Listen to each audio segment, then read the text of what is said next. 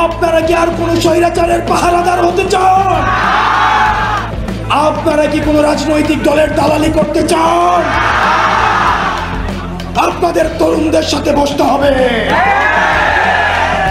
যে তারা আর দাবেদারি করতে চায় কিনা। আপনারা এই তরুণ সমাজের বিরুদ্ধে অবস্থান নিয়েছে। দাড়ি পাকাওয়ালা মুরব্বীরা ফেল করেছে, তখন সন্তানেরা রাস্তায় নেমে এসেছে। জেল থেকে বের হয়ে এসে আমার মাসুম বাচ্চারা গত 16 বছর আপনাদের ব্যাংক কেমনে ছিল আমরা সব জানি।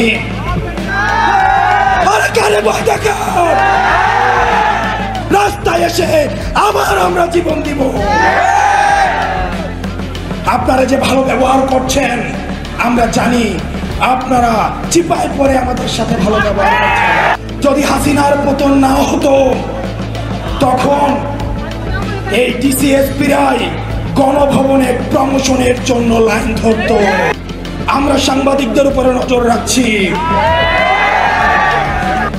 আমাদেরকে সন্ত্রাসী আখ্যা দেওয়ার জন্য হাসিনার পক্ষ থেকে পুরস্কার পেত।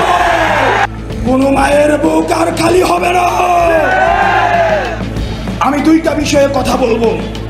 যারা প্রশাসনে আছেন আপনারা ক্ষমতাপন্থী হবেন, আপনারা ভুলে যাবেন না যারা 16 বছরের ডিসিএসপিদের কি পরিণতি হয়েছে।